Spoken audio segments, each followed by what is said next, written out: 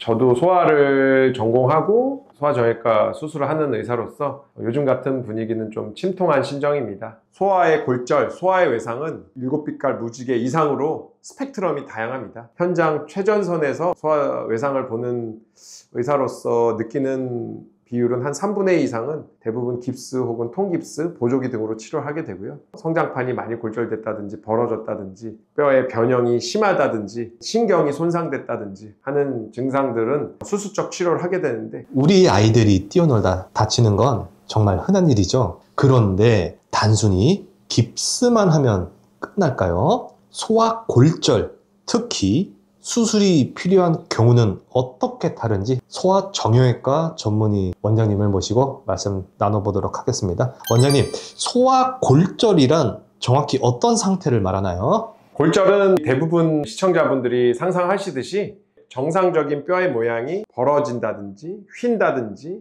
여러 가지 조각으로 박살난다든지 하는 것들을 골절이라고 볼 수 있고요. 하지만 아이들의 골절은 성인과 좀 다릅니다. 아이들은 재형성 능력이 좋고 골막이 두껍기 때문에 유합을 잘 하는 성질을 가지고 있어요. 그래서 아이들의 경우는 대부분은 깁스 혹은 통깁스로 치료를 하기 때문에 우선 아이들이 팔이든 다리든 다친 후에 그 부위를 만졌을 때 통증을 굉장히 심하게 느낀다든지 그 관절을 움직였을 때 다 먹고 부리고 아파한다든지 하면 빨리 되도록 소아정형외과 전문의를 만나셔서 통깁스 치료를 해야 될지, 드물게 심한 경우 수술적 치료를 해야 될지 상담을 받으시는 것이 좋겠습니다. 네, 지금 짧게 말씀해 주셨긴 했는데 소아 골절과 성인 골절이 구체적으로 어떻게 다른지도 좀 더 설명해 주시죠. 성인의 뼈는 대나무와 같이 바깥이 딱딱하고 안쪽이 좀 물러있는 형태를 띄어서 주로 부러지게 되면 깨지고 분쇄되고 하는 특징을 많이 갖고 있고요. 아이들의 뼈는 골막이 아주 유연하고 쫀쫀하고 굉장히 탄력이 좋기 때문에 휘어진다든지 찌그러진다든지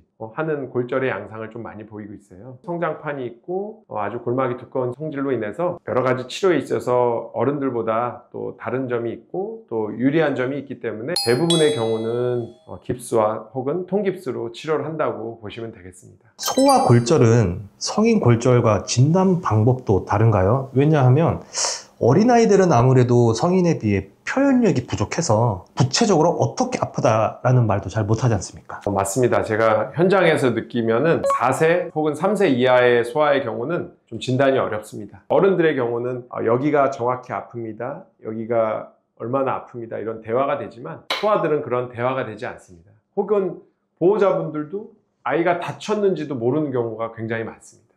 그래서 세심한 촉진, 우는 아이를 데리고 안 다친 쪽과 다친 쪽을 비교해 가면서 만져보면서 느끼는 촉진과 기본적으로 엑스레이, 거기에서도 잘 나오지 않는다면 CT나 MRI 찍어볼 수 있는데, 혹은 깁스를 해둔 뒤에 한 1주, 2주 뒤에 엑스레이를 재촬영한다든지. 재촬영을 하는 이유는 아이들 같은 경우는 골막 반응이라고 해서 골진같이 나오는 것이 추후에 관찰되는 경우도 있습니다. 그래서 아이들이 골절됐을 때는 여러 가지 사례가 있지만 되도록 경험이 많은 아이들을 많이 다뤄본 소아정형외과 전문의를 만나서 치료를 하시는 것이 가장 좋다고 볼 수 있습니다. 아무래도 우리 부모님들이 가장 걱정하는 건 수술을 해야 되는 경우죠. 어떤 경우에 수술이 필요하게 되나요? 단순 골절도 경우에 따라 수술을 하는 경우가 있는지 궁금합니다. 이게 말로 객관화하기는 굉장히 어렵고요. 우선 아주 단순하게 골절이 전위, 즉 틀어짐이 아주 심하다든지 성장판이 많이 벌어졌다든지 하는 경우입니다.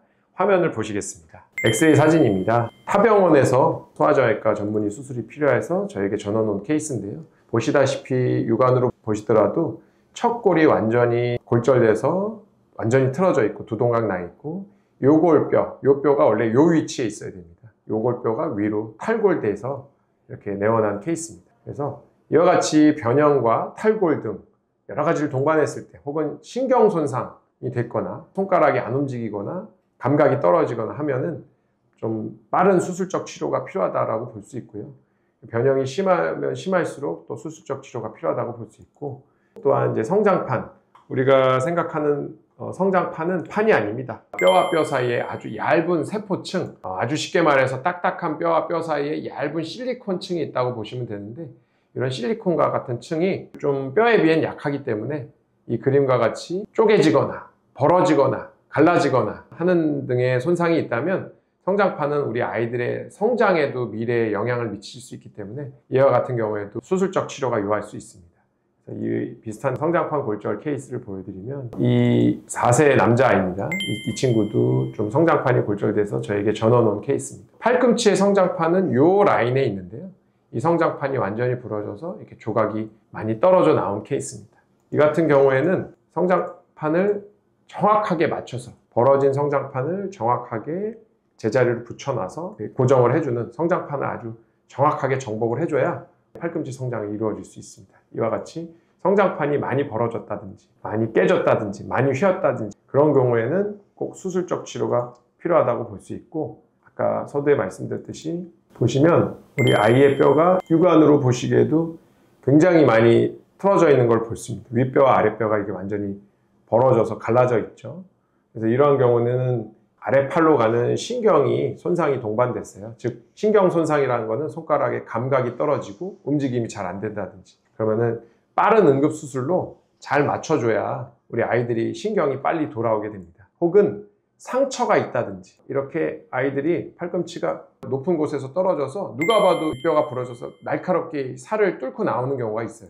그러면은 개방성 골절이라고 해서 감염의 우려가 있기 때문에 이와 같은 경우도 빠른 응급 수술을 통해서 이렇게 뼈를 잘 맞춰주는 수술이 필요하다고 볼 수 있습니다.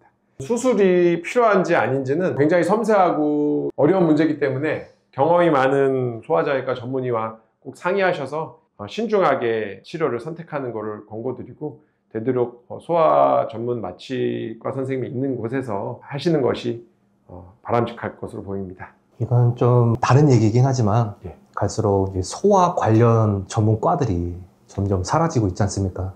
참 이거 찾는 것도 문제네요. 저도 소아를 전공하고 소아정형외과 수술을 하는 의사로서 요즘 같은 분위기는 좀 침통한 심정입니다. 기본적으로 소아를 선택하신 건 좋은 마음으로 지원하는 거거든요. 경제적 보상이라든지 이런 게 아주 뭐 많다든지 그런 게 아니기 때문에 앞으로 이런 과들은 국가 차원에서 또 저성장 문제와도 연결이 된 만큼 잘 지원을 해주셨으면 하는 바람입니다. 참 초신이 있어야 소아과를 선택할 수 있는 것 같아요. 예, 아이 뭐 거창하지만 그래도 소아를 그래도 좋아하고 또 이런 분야에서 보람이 있어야 책임이 크기 때문에 이 분야를 좀 견디고 치료해 나갈 수 있을 것 같습니다. 근데 대부분 소아를 선택한 분들은 기본적으로 저는 선하다고 생각합니다. 예, 그런 마인드가 있기 때문에 좀 어려운 소아를 다 치료하고 이렇게 지금까지 지내오신 걸로 생각이 됩니다. 네.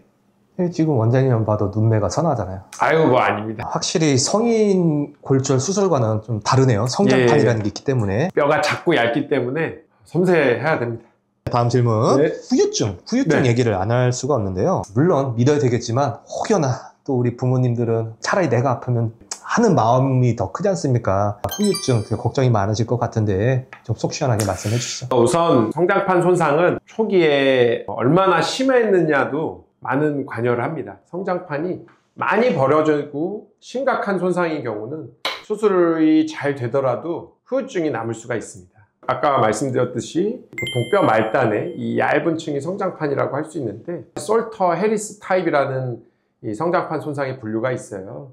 4번, 5번 뒤쪽으로 갈수록 조금 예후가 안 좋다고 볼 수 있습니다. 타입 1, 2는 예후가 좋은 편인데 타입 3, 4, 5와 같은 경우는 바로 성장 장애가 일어나는 게 아니고 자라면서 수술을 하더라도 혹은 캐스트 치료를 하더라도 다 유압되고 난 뒤에 1년 뒤, 혹시 3년 뒤, 5년 뒤에 하지의 경우 그쪽 대퇴골이 좀 짧아진다든지 약간 각도가 휜다든지 하는 후유증이 발생할 수 있습니다. 이게 모든 원인이 수술만으로는 아니고요. 손상 당시에 얼마나 심한 손상이었느냐에 따라서 그런 후유증의 정도가 달라집니다. 그래서 경험이 많은 베테랑 소아정형외과 의사와 상의하시라고 말씀을 드리는 게, 심각한 손상의 경우는 1년 뒤에 보자, 3년 뒤에 보자, 5년 뒤에 보자 하고 조금 커서 한 번 더 손을 볼 수가 있다. 만약에 다리가 짧아지거나 휘어진다면 그래도 매스컴을 통해서 보셨을 하지 연장술, 즉 다리를 길이를 늘린다든지 각도를 교정해 준다든지 하는 수술이 실은 여기에서 출발한 겁니다. 미용적 목적보다는 어릴 때 사고를 당했다든지 감염으로 인해서 짧아진 다리를 혹은 선천적인 장애로 짧아진 다리를 늘려주고 하는 데서 출발한 거기 때문에 경험이 많은 소아정형외과 전문의 선생님과 상의를 해서 문제가 생겼을 경우 3년 뒤, 5년 뒤든 10년 뒤든 추후에 또 추가적인 교정술을 차분하게 상의해서 하는 것을 추천드립니다. 그래서 소아정형외과 전문의 선생님과 인연을 맺으면 아이의 어린 시절을 함께 보셔야 됩니다. 그 아이가 성인이 될 때까지 그 선생님과 함께 보셔서 문제가 생겼을 경우 그때 맞춰서 담담하게 치료를 한다, 이런 개념을 가지시는 것이 좋겠습니다. 그렇죠. 그 수술한 집도의가 누구보다 정확히 알고 있기 때문에. 알겠습니다. 자, 마지막 질문인데요. 수술 후 관리, 부모님들이 잘 알아두셔야 되잖아요. 수술을 관리는 어떻게 하면 좋은지 말씀해 주시죠. 모든 골절마다 실은 관리가 달라요. 대략 4주에서 6주 정도는 통기부스로 보통 고정을 많이 하게 되고요. 그 뒤로는 과도기를 가지게 됩니다. 아이들은 바로 4주, 6주 뒤에 뛰어놀고 축구를 하고 태권도를 하고 할 수 있는 게 아니기 때문에 통기부스 기간, 집중 고정 기간이 끝난 후에도 보조기라든지 얇은 반깁스라든지를 통해서 과도기 기간을 거친 후에 그 다음에 2개월 혹은 3개월 후 골절 부위마다 다르지만 축구라든지 태권도라든지 이런 격한 운동을 할 수 있기 때문에 우선 소아의 골절, 소아의 외상은 7빛깔 무지개 이상으로 스펙트럼이 다양합니다. 현장 최전선에서 소아 외상을 보는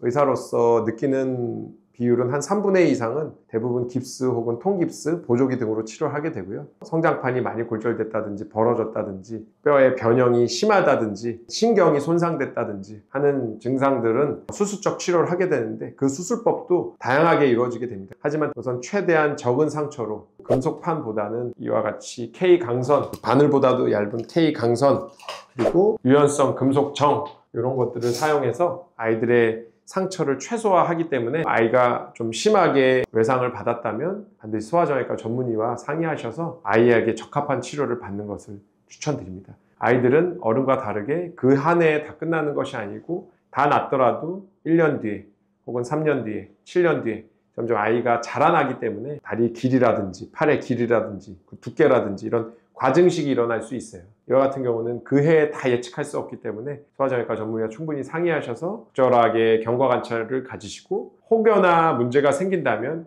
그 뒤에 또 2차적인 교정술을 통해서 맞춰줄 수 있을 만큼 충분하게 상의하는 것을 다시 한번 부탁드리겠습니다.